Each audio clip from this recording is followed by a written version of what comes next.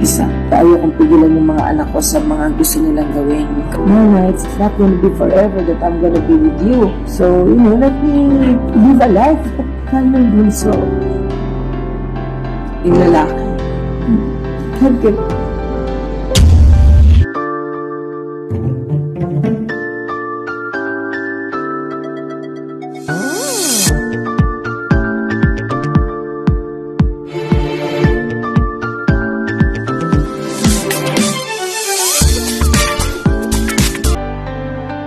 A loving mother at isang napakahusay na aktres. Sa edad nga pong 59 years old ay pumanaw na ang veteranang aktres na si Miss Jacqueline Ho.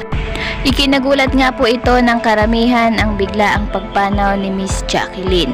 Nagluluksa nga po ang mundo ng show business sa pagkawala ng isa na namang veteranang aktres. Natagpuan nga raw pong wala ng buhay si Miss Jacqueline sa kanilang tahanan sa Quezon City yesterday, March 3, 2024. Kilala nga po si Miss Jacqueline Jose sa kaniyang husay sa pag-arte sa Philippine Television at Cinema. Ang kaniyang pagpanaw ay nag-iwan nga po ng dalamhati sa kaniyang mga tagahanga at mga kasamahan sa trabaho. Kahit may ka-artist, utility, kahit sino. Standard family yan, mga pamilya yan. Makakalimot ka, nalilibang ka, at mauubos yung panahon kasi ang anak ko, 22, 23, 23 tapos siya. Ang takot ko yung baka hindi na umuwi. Ay, ano po si Gwen? Then ni girlfriend. Oo. Pero nauuso ngayon, Miss Jane, yung may mental health issue. Nga. Si Miss Jane ba ay dinutuan ngayon? Oo. Really? Yes.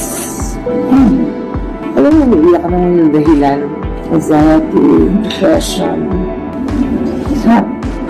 Bakit umiiyak ng walang dahil? Kasi minsan hindi mo naman sila naiisip. Bigla tutululuha mo.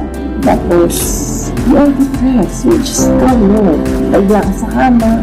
Nung pagkakit ko, kailangan mo may dahilan yun. Kasi papunta pa lang doon, umiiyak na ako, nakamask lang ako, hindi na nakikita.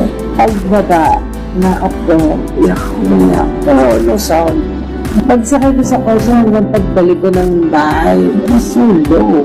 So, understandable, aalis nila yun kasi alam ko kung makikita mo. At mayroong mga insidente na wala naman reason. Bakit ka malungkot? And at the same time, meron din kayong masyado na kayo mapag-isip. Yes! Dami-dami naman ng isip mo. Oo! May gusto mong pahinga ng utak. Yes! Ayaw! Na-examine ako. Ano pala? Oo.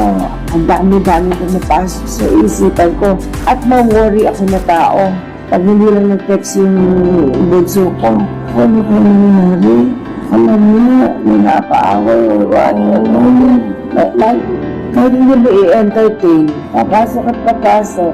Kahit kila Andy. Ano nga lang ang dasal ni Miss Jane? Ang panalangin ko ay huwag magkasakit ng mga anak ko at ako. Lagi silang gabayan ng ama na huwag panghinaan ng loob. Marami